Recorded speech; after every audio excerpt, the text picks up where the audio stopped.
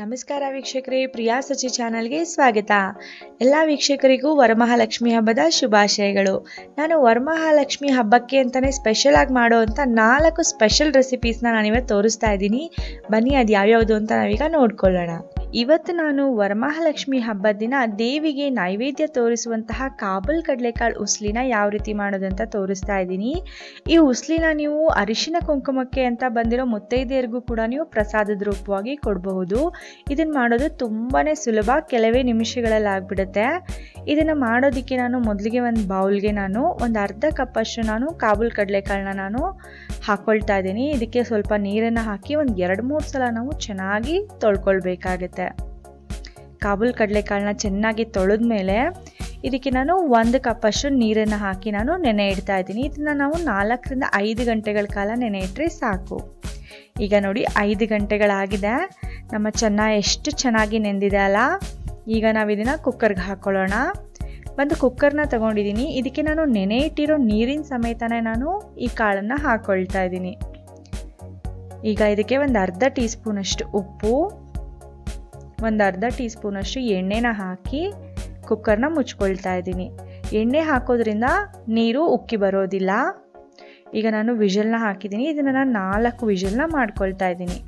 ಅಲ್ಲಿವರೆಗೂ ನಾನು ಒಂದು ಸಣ್ಣ ಮಿಕ್ಸರ್ ಜಾರಿಗೆ 4 ರಿಂದ 5 ಹಸಿ ಮೆಣಸಿನ್ಕಾಯಿ, ಒಂದು ಅರ್ಧ ಇಂಚಷ್ಟು ಶುಂಠಿ, ಒಂದು ಸಣ್ಣ ಕಪ್ಪಷ್ಟು ಕೊತ್ತಂಬರಿಯನ್ನು ಹಾಕಿ ಸ್ವಲ್ಪ ಇದಕ್ಕೆ ನೀರನ್ನು ಸೇರಿಸಿ ನಾನು ಇದನ್ನು ಫೈನ್ ಪೇಸ್ಟ್ ಮಾಡ್ಕೊಳ್ತಾ ಇದ್ದೀನಿ. ಇದನ್ನು ಹಾಗೆ ತೆಗೆದಿಟ್ಕೊಂಡ್ಬಿಡಿ. ಈಗ ನಮ್ಮ ಕುಕ್ಕರ್ ತಣ್ಣಗಾಗಿದೆ, 4 ವಿಷಲ್ ಆಗಿದೆ. ನಮ್ಮ ಕಾಬೂಲ್ ಕಡಲೆಕಾಳು ಬೆಂದಿದೆಯೋ ಇಲ್ಲೋ ಅಂತ ಚೆಕ್ ಮಾಡೋಣ. ನೋಡಿ ಎಷ್ಟು ಚೆನ್ನಾಗಿ ಸ್ಮ್ಯಾಶ್ ಆಗ್ತಿದೆ, ಇದು ಚೆನ್ನಾಗಿ ಬೆಂದಿದೆ. ಈಗ ನಾವು ಒಗ್ಗರಣೆ ಹಾಕ್ಕೊಳ್ಬೋದು. ಒಗ್ಗರಣೆ ಹಾಕೋದಕ್ಕೆ ಒಂದು ಚಿಕ್ಕ ಕಡಾಯಿಗೆ ನಾನು 1 ಟೇಬಲ್ ಸ್ಪೂನಷ್ಟು ಎಣ್ಣೆನ ಹಾಕ್ಕೊಳ್ತಾ ಇದ್ದೀನಿ. ಎಣ್ಣೆ ಕಾದ್ಮೇಲೆ ಒಂದು 1/4 ಸ್ಪೂನಷ್ಟು ಸಾಸಿವೆ, 1 ಒಣಮೆಣಸಿನ್ಕಾಯಿನ ಮುರಿದು ಹಾಕ್ಕೊಳ್ತಾ ಇದ್ದೀನಿ, ಒಂದು 1/4 ಸ್ಪೂನಷ್ಟು ಇಂಗು, ಜೊತೆಗೆ ಕೆಲವು ಕರಿಬೇವು ಎಲೆಗಳನ್ನ ಹಾಕೊಂಡು ಚೆನ್ನಾಗಿ ಫ್ರೈ ಮಾಡ್ಕೊಳ್ಳೋಣ. ಈಗ ಇದಕ್ಕೆ ಒಂದು 1/4 ಸ್ಪೂನಷ್ಟು ಅರಿಶಿನ ಹಾಕೊಂಡು ಅದನ್ನು ಕೂಡ ಕೆಲವು ಸೆಕೆಂಡ್ಗಳ ಕಾಲ ಫ್ರೈ ಮಾಡ್ಕೊಳ್ತಾ ಇದ್ದೀನಿ. ಆಗಲೇ ಗ್ರೈಂಡ್ ಮಾಡಿ ಇಟ್ಕೊಂಡಿರೋಂತಹ ಮಸಾಲ ಪೇಸ್ಟ್ನ ಕೂಡ ನಾನು ಇದಕ್ಕೆ ಸೇರಿಸ್ಕೊಳ್ತಾ ಇದ್ದೀನಿ. ಅದೇ ಮಿಕ್ಸರ್ ಜಾರಿಗೆ 2 ಸ್ಪೂನಷ್ಟು ನೀರನ್ನು ಹಾಕಿ ಚೆನ್ನಾಗಿ ತೊಳೆದು ಇದರೊಳಗಡೆ ಮಿಕ್ಸ್ ಮಾಡ್ಕೊಳ್ತಾ ಇದ್ದೀನಿ. ಈಗ ನಾನು ಇದಕ್ಕೆ ಚೆನ್ನಾಗಿ ಬೇಯಿಸಿಟ್ಕೊಂಡಿರೋಂತಹ ಕಾಬೂಲ್ ಕಡಲೆಕಾಳನ್ನ ಕೂಡ ಇದಕ್ಕೆ ಹಾಕ್ಕೊಳ್ತಾ ಇದ್ದೀನಿ. ಇದನ್ನು ಒಗ್ಗರಣೆ ಜೊತೆಗೆ ಚೆನ್ನಾಗಿ ಮಿಕ್ಸ್ ಮಾಡ್ಕೊಳ್ಳೋಣ. ಮಿಕ್ಸ್ ಮಾಡಿದ್ಮೇಲೆ ನಾನು ಇದಕ್ಕೆ ಒಂದು ಅರ್ಧ ಟೀ ಸ್ಪೂನಷ್ಟು ಉಪ್ಪನ್ನು ಹಾಕ್ಕೊಳ್ತಾ ಇದ್ದೀನಿ. ಆಗಲೇ ಅರ್ಧ ಸ್ಪೂನ್ ಹಾಕಿದ್ದೆ, ಹಾಗಾಗಿ ಸ್ವಲ್ಪನೇ ಉಪ್ಪು ಹಾಕ್ಕೊಂಡಿದ್ದೀನಿ. ಉಪ್ಪನ್ನು ಹಾಕಿದ್ಮೇಲೆ ಒಂದ್ಸಲ ಚೆನ್ನಾಗಿ ಮಿಕ್ಸ್ ಮಾಡ್ಕೊಂಡ್ಬಿಡೋಣ. ಈಗ ಇದಕ್ಕೆ ನಾನು ಒಂದು ಸಣ್ಣ ಕಪ್ಪಷ್ಟು ನಾನು ಕಾಯಿ ತುರಿಯನ್ನು ಹಾಕ್ಕೊಳ್ತಾ ಇದ್ದೀನಿ. ಫ್ರೆಶ್ ಆಗಿ ತುರಿದು ಹಾಕ್ಕೊಳ್ಳಿ, ಆಗ ತುಂಬ ಚೆನ್ನಾಗಿರುತ್ತೆ. ಕಾಯಿ ತುರಿಯನ್ನು ಹಾಕಿ ಚೆನ್ನಾಗಿ ಮಿಕ್ಸ್ ಮಾಡ್ಕೊಂಡ್ಬಿಡೋಣ. ಈಗ ನಾವು ಇದನ್ನು ಒಂದು ಲಿಡ್ನ ಕ್ಲೋಸ್ ಮಾಡಿ ನಾವು 1 ನಿಮಿಷಗಳ ಕಾಲ ಬೇಯಿಸ್ಕೊಂಡ್ರೆ ಸಾಕಾಗುತ್ತೆ. ಈಗ ನೋಡಿ 1 ನಿಮಿಷಗಳ ಕಾಲ ಆಗಿದೆ. ನಮ್ಮ ಕಾಬೂಲ್ ಕಡಲೆಕಾಳು ಉಸ್ಲಿ ರೆಡಿ ಆಗಿದೆ. ತುಂಬ ಒಳ್ಳೆ ಘಮ ಬರ್ತಾ ಇದೆ. ಇದನ್ನು ನೀವು ವರಮಹಾಲಕ್ಷ್ಮಿ ಹಬ್ಬದ ದಿನ ದೇವರಿಗೆ ನೈವೇದ್ಯವಾಗಿ ಕೂಡ ನೀವು ತೋರಿಸ್ಬಹುದು. ಅದೇ ರೀತಿ ನಿಮ್ಮ ಮನೆಗೆ ಅರಿಶಿನ ಕುಂಕುಮಕ್ಕೆ ಅಂತ ಬಂದಿರೋಂತಹ ಮುತ್ತೈದೆಯರಿಗೂ ಕೂಡ ನೀವು ಪ್ರಸಾದದ ರೂಪವಾಗಿ ನೀವು ಕೊಡಬಹುದು. ವರಮಹಾಲಕ್ಷ್ಮಿಯ ನೈವೇದ್ಯಕ್ಕೆ ಶ್ರೇಷ್ಠವಾಗಿರುವಂಥ ಕರಿಗಡುಬು ರೆಸಿಪಿಯನ್ನು ನಾವೀಗ ನೋಡ್ಕೊಳ್ಳೋಣ. ಈ ರೆಸಿಪಿಯನ್ನು ಮಾಡೋದಕ್ಕೆ ತುಂಬಾ ಸುಲಭ, ತುಂಬ ಕಡಿಮೆ ಸಮಯದಲ್ಲೇ ಮಾಡ್ಕೊಳ್ಬೋದು. ಈ ಕಡುಬು ಮಾಡೋದಕ್ಕೆ ನಾವು ಮೊದಲಿಗೆ ಹಿಟ್ಟನ್ನು ನಾದ್ಕೊಳ್ಬೇಕಾಗುತ್ತೆ. ಹಾಗಾಗಿ ನಾನು ಒಂದು ದೊಡ್ಡ ಬೌಲ್ನ ತಗೊಂಡಿದ್ದೀನಿ. ಅದಕ್ಕೆ ನಾನು 3/4 ಕಪ್ಪಷ್ಟು ನಾನು ಮೈದಾ ಹಿಟ್ಟನ್ನು ಹಾಕ್ಕೊಳ್ತಾ ಇದ್ದೀನಿ. ಒಂದು ಚಿಟಿಕೆಯಷ್ಟು ಉಪ್ಪನ್ನು ಹಾಕ್ಕೊಳ್ತೀನಿ. ಈಗ ನಾನು 2 ಟೀ ಸ್ಪೂನಷ್ಟು ಎಣ್ಣೆಯನ್ನು ಕಾಯಿಸ್ಕೊಂಡಿದ್ದೀನಿ. ಇದರಲ್ಲಿ ನಾನು 1 ಟೀ ಸ್ಪೂನ್ ಅಷ್ಟೇ ಎಣ್ಣೆಯನ್ನು ಹಾಕ್ಕೊಳ್ತೀನಿ. ಇನ್ನು 1 ಟೀ ಸ್ಪೂನ್ ಹಾಗೆ ತೆಗೆದಿಟ್ಕೊಂಡ್ಬಿಡ್ತೀನಿ. ಎಣ್ಣೆಯನ್ನು ನಾನು ಕಾಯಿಸಿ ಹಾಕ್ಕೊಂಡಿರೋದ್ರಿಂದ ಮೊದಲು ಒಂದು ಸ್ಪೂನ್ನಲ್ಲೇ ಒಂದು 30 ಸೆಕೆಂಡ್ ಚೆನ್ನಾಗಿ ಮಿಕ್ಸ್ ಮಾಡ್ಕೊಳ್ತೀನಿ. ಆಮೇಲೆ ನಾನು ಕೈನಲ್ಲೇ ಅದನ್ನು ನಾನು ಚೆನ್ನಾಗಿ ಮಿಕ್ಸ್ ಮಾಡ್ಕೊಂಡ್ಬಿಡ್ತೀನಿ. 1 ನಿಮಿಷಗಳ ಕಾಲ ಚೆನ್ನಾಗಿ ನಾವು ಬೆರಳುಗಳಲ್ಲೇ ನಾವು ಚೆನ್ನಾಗಿ ಮಿಕ್ಸ್ ಮಾಡ್ಕೊಳ್ಬೇಕಾಗುತ್ತೆ.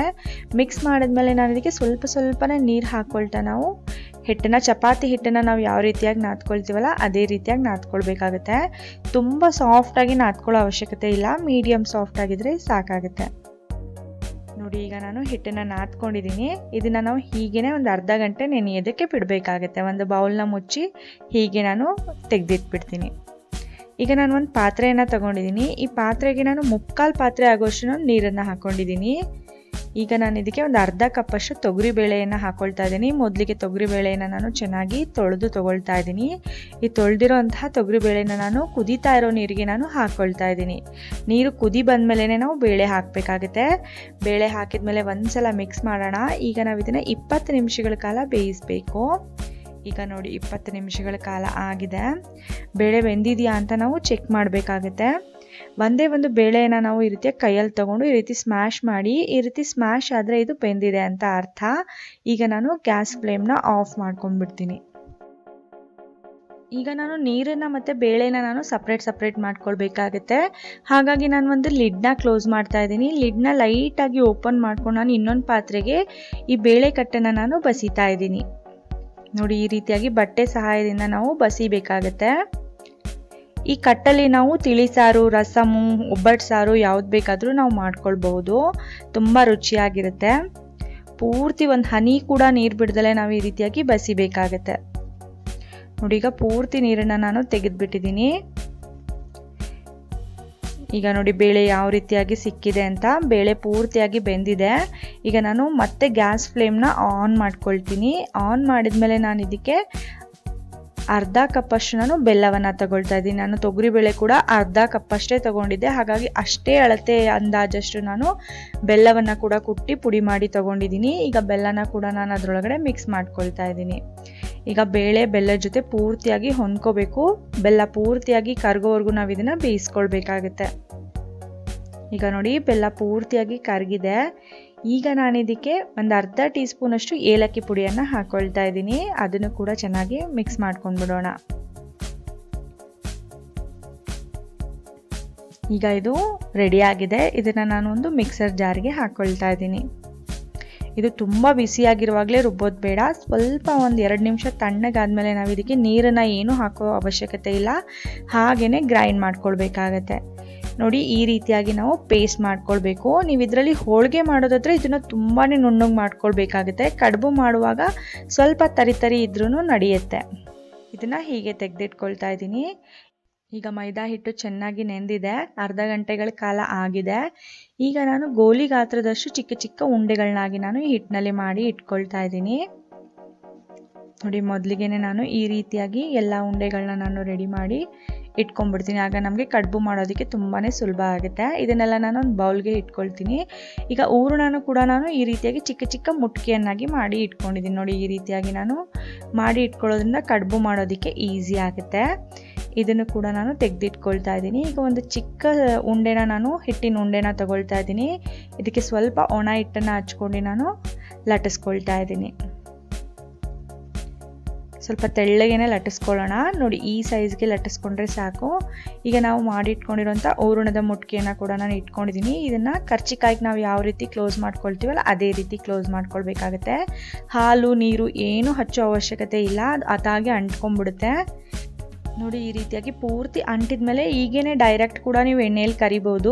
ನಿಮಗೆ ಸ್ವಲ್ಪ ಡಿಸೈನ್ ಬೇಕಿದ್ರೆ ಈ ರೀತಿಯಾಗಿ ಚಿಕ್ಕ ಪಿಜ್ಜಾ ಕಟ್ಟರಿಂದ ಈ ರೀತಿಯಾಗಿ ಕಟ್ ಮಾಡಿಕೊಂಡ್ರೆ ಒಳ್ಳೆ ಡಿಸೈನು ಕಾಣುತ್ತೆ. ನೋಡೋದಕ್ಕೂ ಕೂಡ ತುಂಬಾ ಚೆನ್ನಾಗಿ ಕಾಣುತ್ತೆ. ನೋಡಿ, ಇವಾಗ ನಮ್ಮ ಕರಿಗಡುಬು ಕರಿಯೋದಕ್ಕೆ ರೆಡಿ ಆಗಿದೆ.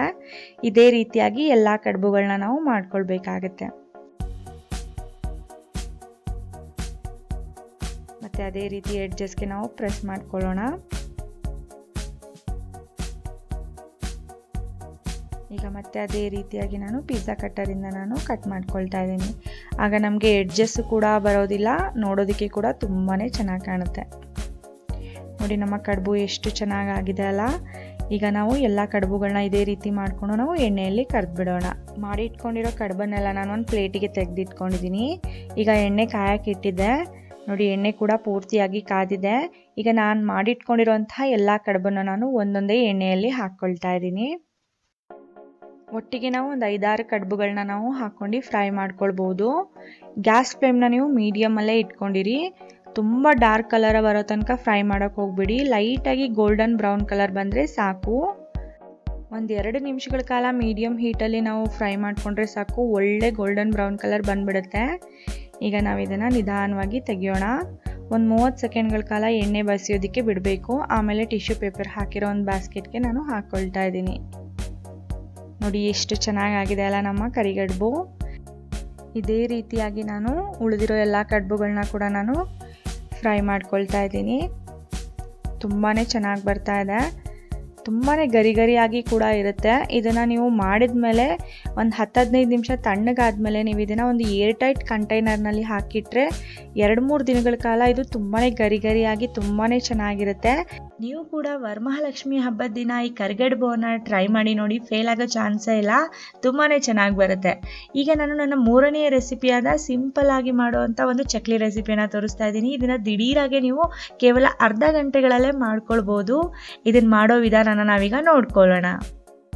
ಈ ಚಕ್ಲಿ ಮಾಡೋದಕ್ಕೆ ನಮಗೆ 200 ಗ್ರಾಮಷ್ಟು ಅಕ್ಕಿ ಹಿಟ್ಟು ಬೇಕಾಗುತ್ತೆ, 100 ಗ್ರಾಮಷ್ಟು ಹುರುಗಡಲೆ, 1.5 ಟೇಬಲ್ ಸ್ಪೂನಷ್ಟು ಅಚ್ಚ ಖಾರದ ಪುಡಿ, ರುಚಿಗೆ ತಕ್ಕಷ್ಟು ಉಪ್ಪು, 1 ಟೇಬಲ್ ಸ್ಪೂನಷ್ಟು ಜೀರಿಗೆ, 1 ಟೇಬಲ್ ಸ್ಪೂನಷ್ಟು ಬಿಳಿ ಎಳ್ಳು, 1/4 ಸ್ಪೂನಷ್ಟು ಅರಿಶಿನ. ಈಗ ನಾನು 100 ಗ್ರಾಮಷ್ಟು ಹುರುಗಡ್ಲೆನ ನಾನು ಮಿಕ್ಸರ್ ಜಾರ್ಗೆ ಹಾಕೊಂಡು ಸಣ್ಣಗೆ ಪುಡಿ ಮಾಡ್ಕೊಳ್ತಾ ಇದ್ದೀನಿ. ಈಗ ನೋಡಿ ಹುರಿಗಡಲೆ ಪುಡಿ ರೆಡಿ ಆಗಿದೆ. ಇದನ್ನು ಹೀಗೆ ತೆಗೆದಿಟ್ಕೊಳ್ತೀನಿ. ಈಗ ನಾನು 200 ಗ್ರಾಮಷ್ಟು ಅಕ್ಕಿ ಹಿಟ್ಟನ್ನು ಸ್ವಲ್ಪ ಬೆಚ್ಚಗೆ ಮಾಡ್ಕೊಳ್ಬೇಕು. ಒಂದು 5 ನಿಮಿಷ ನಾವು ಹುರಿಬೇಕಾಗುತ್ತೆ. ಗ್ಯಾಸ್ನ ಲೋ ಫ್ಲೇಮ್ನಲ್ಲಿ ಇಟ್ಕೊಂಡು ಸ್ವಲ್ಪ ಬೆಚ್ಚಗೆ ಮಾಡ್ಕೊಂಡ್ರೆ ಸಾಕು. ಈಗ ಒಂದು ಅಗಲವಾಗಿರೋ ಬೌಲ್ಗೆ ಬೆಚ್ಚಗೆ ಮಾಡ್ಕೊಂಡಿರೋಂಥ ಅಕ್ಕಿ ಹಿಟ್ಟನ್ನು ಹಾಕೊಳ್ತಾ ಇದ್ದೀನಿ. ಈ ಅಕ್ಕಿ ಹಿಟ್ಟಿಗೆ ನಾನೀಗ ಹುರಿಗಡಲೆ ಪುಡಿಯನ್ನು ಕೂಡ ಸೇರಿಸ್ಕೊಳ್ತಾ ಇದ್ದೀನಿ. ಉಪ್ಪು, ಅಚ್ಚ ಖಾರದ ಪುಡಿ, ಅರಿಶಿನ, ಜೀರಿಗೆ, ಬಿಳಿ ಎಳ್ಳು. ಆಗಲೇ ಎಷ್ಟೆಷ್ಟು ಅಂತ ಪ್ರಮಾಣ ತೋರಿಸಿದ್ನಲ್ಲ ಅಷ್ಟಷ್ಟು ಪ್ರಮಾಣದಷ್ಟು ಎಲ್ಲ ಇಂಗ್ರೀಡಿಯೆಂಟ್ಸ್ಗಳನ್ನ ಹಾಕೊಂಡು ಚೆನ್ನಾಗಿ ಒಂದ್ಸಲ ಮಿಕ್ಸ್ ಮಾಡ್ಕೊಂಡ್ಬಿಡೋಣ. ಎಲ್ಲ ಸಾಮಗ್ರಿಗಳನ್ನ ಒಂದ್ಸಲ ಚೆನ್ನಾಗಿ ಮಿಕ್ಸ್ ಮಾಡಿದ್ಮೇಲೆ ನಾನು ಇದಕ್ಕೆ 2 ಟೇಬಲ್ ಸ್ಪೂನಷ್ಟು ಬಿಸಿ ಮಾಡಿರೋ ಎಣ್ಣೆಯನ್ನು ತಗೊಳ್ತಾ ಇದ್ದೀನಿ. ಎಣ್ಣೆ ಕಾಯಿಸ್ಕೊಂಡಿರೋಂಥ ಬಿಸಿ ಎಣ್ಣೆನ ಹಾಕೊಂಡಿದ್ದೀನಿ. ಎಣ್ಣೆ ಬಿಸಿ ಇರೋದ್ರಿಂದ ನಾನು ಸ್ಪೂನಲ್ಲೇ ಮಿಕ್ಸ್ ಮಾಡ್ಕೊಳ್ತಾ ಇದ್ದೀನಿ. ಒಂದ್ಸಲ ಎಣ್ಣೆನ ಚೆನ್ನಾಗಿ ಮಿಕ್ಸ್ ಮಾಡಿದ್ಮೇಲೆ ಒಂದು 2-3 ನಿಮಿಷ ತಣ್ಣಗಾಗೋದಕ್ಕೆ ಬಿಟ್ಬಿಡೋಣ. ಈಗ ತಣ್ಣಗಾಗಿದೆ, ನಾನು ಬೆರಳುಗಳಲ್ಲಿ ಚೆನ್ನಾಗಿ ಮಿಕ್ಸ್ ಮಾಡ್ಕೊಳ್ತಾ ಇದ್ದೀನಿ. ಈ ರೀತಿ ಒಂದು 2 ನಿಮಿಷ ಚೆನ್ನಾಗಿ ಮಿಕ್ಸ್ ಮಾಡಿದ್ಮೇಲೆ ಇದಕ್ಕೆ ನಾನು ಸ್ವಲ್ಪ 1 ಗ್ಲಾಸಷ್ಟು ನೀರನ್ನು ಬೆಚ್ಚಗೆ ಮಾಡ್ಕೊಳ್ಬೇಕು. ತುಂಬ ಕುದಿಸೋ ಅವಶ್ಯಕತೆ ಇಲ್ಲ, ಮತ್ತು ತಣ್ಣೀರನ್ನು ತಗೊಳ್ಬಾರ್ದು. ಸ್ವಲ್ಪ ಬೆಚ್ಚಗಿರೋ ನೀರನ್ನು ಹಾಕೊಂಡು ನಾವು ಈ ಹಿಟ್ಟನ್ನು ನಾದ್ಕೊಳ್ಬೇಕಾಗುತ್ತೆ. ಬೆಚ್ಚಗಿರೋ ನೀರಿಂದ ನಾವು ಹಿಟ್ಟನ್ನ ಸಾಫ್ಟಾಗಿ ಕಲಿಸ್ಕೊಳ್ಬೇಕು. ಈಗ ಚಕ್ಲಿ ಮಾಡೋ ಒರಳಿಗೆ ನಾನು ಚಕ್ಲಿ ಅಚ್ಚನ್ನು ಕೂಡ ತಗೊಂಡಿದ್ದೀನಿ. ಈಗ ಚಕ್ಲಿ ಒರಳಿಗೆ ನಾವು ಚೆನ್ನಾಗಿ ಎಣ್ಣೆಯನ್ನು ಹಚ್ಕೊಳ್ಬೇಕಾಗತ್ತೆ. ಎಣ್ಣೆಯನ್ನು ಹಚ್ಚಿದ ಈ ಚಕ್ಲಿ ಅಚ್ಚನ್ನು ಕೂಡ ಇದರೊಳಗಡೆ ಹಾಕ್ಕೊಳ್ತಾ ಇದ್ದೀನಿ. ಈಗ ಇದಕ್ಕೆ ಎಷ್ಟು ಹಿಡಿಯುತ್ತೋ ಅಷ್ಟು 1/4 ಭಾಗದಷ್ಟು ಹಿಟ್ಟನ್ನು ನಾವು ಹಾಕ್ಕೊಳ್ಬೇಕಾಗತ್ತೆ. ಒರಳಿನ 1/4 ಭಾಗದಷ್ಟು ಹಿಟ್ಟನ್ನು ಹಾಕ್ಕೊಳ್ಬೇಕು. ಚೆನ್ನಾಗಿ ಒತ್ತಿ ಹಾಕ್ಕೊಳ್ಳಿ. ಹಿಟ್ಟನ್ನು ಹಾಕಿದ ಮೇಲೆ ಮುಚ್ಚಳವನ್ನು ಹಾಕಿ ಚೆನ್ನಾಗಿ ಕ್ಲೋಸ್ ಮಾಡ್ಕೊಳ್ಬೇಕು. ನಿಮ್ಮ ಮನೇಲಿ ಯಾವ ರೀತಿ ಚಕ್ಲಿ ಒರಳಿದೆ ಅದರಲ್ಲೇ ನೀವು ಮಾಡ್ಕೊಳ್ಬಹುದು.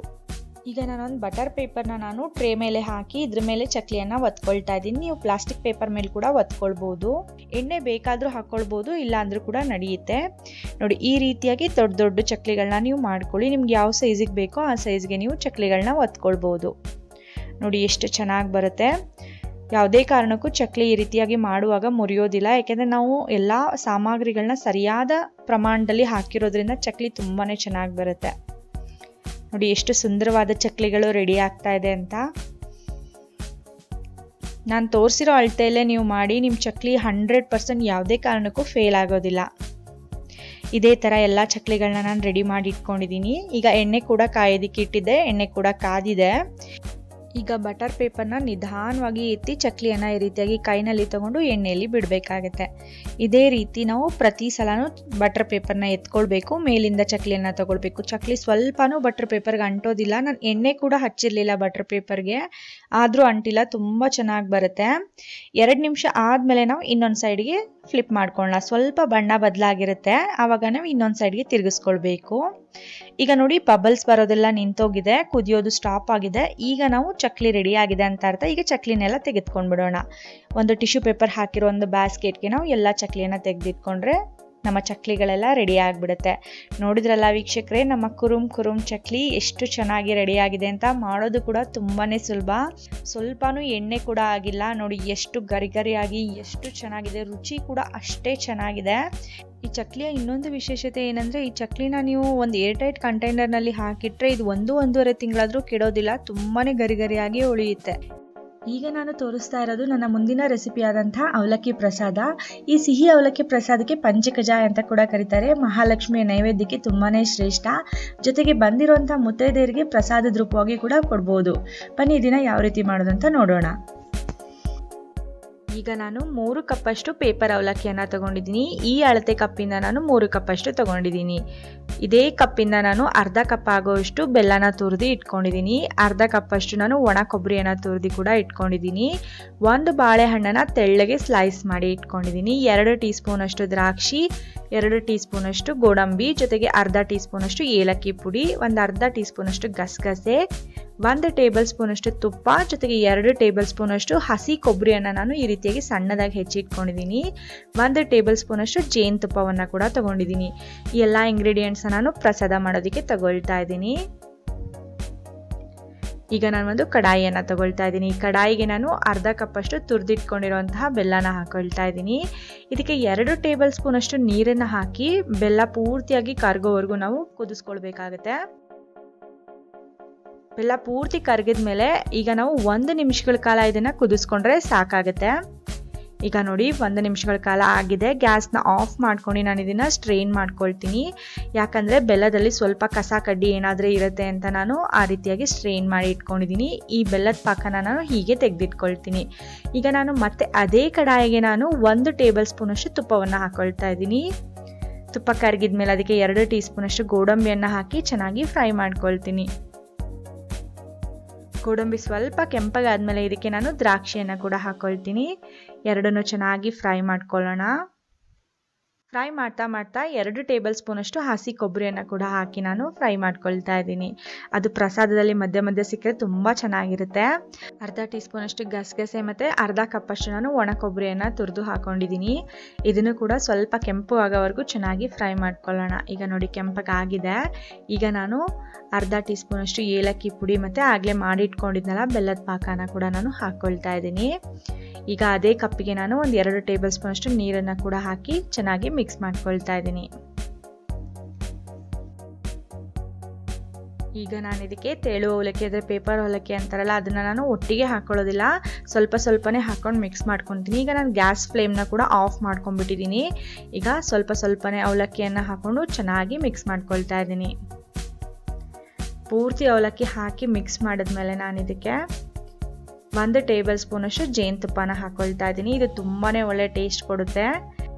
ಜೇನುತುಪ್ಪ ಹಾಕಿದ್ಮೇಲೆ ಅದನ್ನು ನಾವು ಚೆನ್ನಾಗಿ ಮಿಕ್ಸ್ ಮಾಡ್ಕೊಂಡ್ಬಿಡೋಣ. ಈಗ ಇದಕ್ಕೆ 1 ಕಪ್ಪಷ್ಟು ತೆಳ್ಳಗೆ ಸ್ಲೈಸ್ ಮಾಡಿ ಇಟ್ಕೊಂಡಿರೋಂತಹ ಒಂದು ಬಾಳೆಹಣ್ಣನ್ನು ಹಾಕೊಳ್ತಾ ಇದ್ದೀನಿ. ಬಾಳೆಹಣ್ಣನ್ನು ಕೂಡ ಪೂರ್ತಿಯಾಗಿ ಮಿಕ್ಸ್ ಮಾಡಿದ್ಮೇಲೆ ಈ ಸಿಹಿ ಅವಲಕ್ಕಿ ಪ್ರಸಾದ ಅಂದರೆ ಪಂಚಕಜ್ಜಾಯ ಇವಾಗ ರೆಡಿ ಆಗಿದೆ. ಇದನ್ನು ನೀವು ಬಾಳೆ ಎಲೆಯಲ್ಲಿ ಸರ್ವ್ ಮಾಡಿ ನೀವು ದೇವರಿಗೆ ನೈವೇದ್ಯ ತೋರಿಸಿ ನೀವು ಪ್ರಸಾದದ ರೂಪವಾಗಿ ಕೊಡ್ಬೋದು. ನಿಮ್ಗೆಲ್ಲರಿಗೂ ಇವತ್ತು ನಾನು ತೋರಿಸಿರುವಂತಹ ವರಮಹಾಲಕ್ಷ್ಮಿ ಹಬ್ಬದ 4 ವಿಶೇಷ ರೆಸಿಪಿಗಳು ಇಷ್ಟ ಆಗಿದ್ರೆ ಪ್ರಿಯಾ ಸಜಿ ಚಾನಲ್ಗೆ ಲೈಕ್ ಮಾಡಿ. ಇನ್ನೂ ಹೆಚ್ಚಿನ ಹೊಸ ರೆಸಿಪಿಗಳಿಗಾಗಿ ನಮ್ಮ ಚಾನಲ್ನ ಸಬ್ಸ್ಕ್ರೈಬ್ ಮಾಡ್ಕೊಳ್ಳಿ. ನಾನು ಮುಂದಿನ ವಿಡಿಯೋದಲ್ಲಿ ಹೊಸ ರೆಸಿಪಿಯೊಂದಿಗೆ ಭೇಟಿ ಆಗ್ತೀನಿ. ಇವತ್ತಿನ ಈ ವಿಡಿಯೋ ನೋಡಿದ್ದಕ್ಕಾಗಿ ಧನ್ಯವಾದಗಳು.